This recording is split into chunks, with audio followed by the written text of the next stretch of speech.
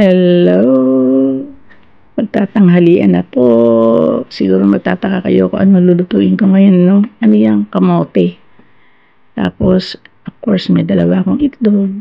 And then, yung gabi.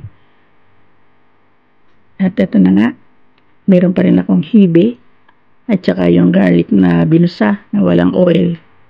Yan, masarap yun eh. Yan ang pinakatimpan-timpla ko. Hindi na ako nagigisa.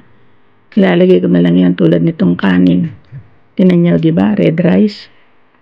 Yan. Ito na, nakaluto na ako. Yan. Siguro tataka kayo sa napunta itlog. Ayun yung itlog, finried ko. And then with the red rice na mayroong garlic. Di ba? So, ang akin namang ulam ay ang aking iginisa na gulay. Ayan, sayote, may kamote, may gabi, may carrots, may hibe. So, complete yan. Kaya yung pinakita ko kanina, yan sila magkakasama na at super sarap ang aking luto ngayon. Complete sila, wala siyang pork, walang meat, walang chicken. So, ito po yung pagkain ng mga nagda-diet. Siyempre, kailangan din natin kumain ng may itlog.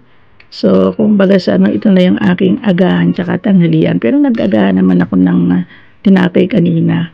Tsaka milk. Pero kailangan pag tanghalian, medyo heavy ng konti. Kaya, kung ano man yung matira dito sa aking nilutong ito, lalo na yung gulay, akin na lang na papapakinggan namin yung gabi. Yan ang aking magiging hapunan. And of course, katabi yung mansanas na yun yung nakita nyo. So, ito, ako'y kumakain na at ninanamdam ko ang aking niluto ngayong tanghalian. So, sana po maibigan ninyo itong aking niluto. So, ano yan? Strictly no pork, no chicken, no meat.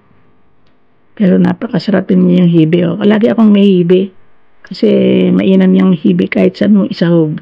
Malinamnam, malasa. Diba?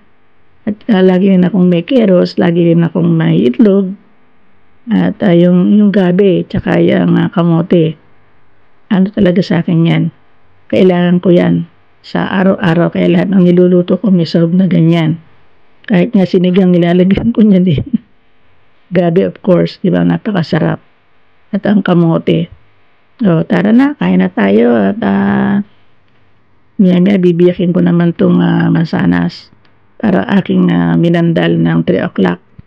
So, yan po ang aking may present sa inyo ngayon.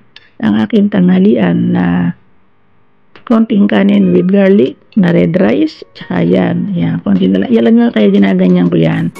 Ito naman ang aking natira. Hindi ko kayang ubusin. Papakainin ko naman niya. Na ba yan? Nagkakabulol-bulol ako. Papakain ko yan kita Miming sa aking pusa. Ayan, kaya love na love ako ng pusa ko kasi pinagkainan, kinakain niya. Kumakain siya ng red rice.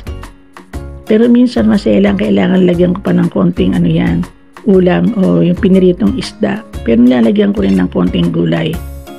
Kumakain siya ng gulay. Yun naman ang kailangan sa akin pusa. Kumakain ng gulay. At binabasta ko na rin. Hindi po pwede hindi siya papakainin. Kada tanghalian yan. Kailangan pakainin siya. Ngayon ng giyaw, hindi hinto yun hanggat di ko pinapakain. So, thank you very much. See you on my next vlog. Thank you for watching. Bye-bye!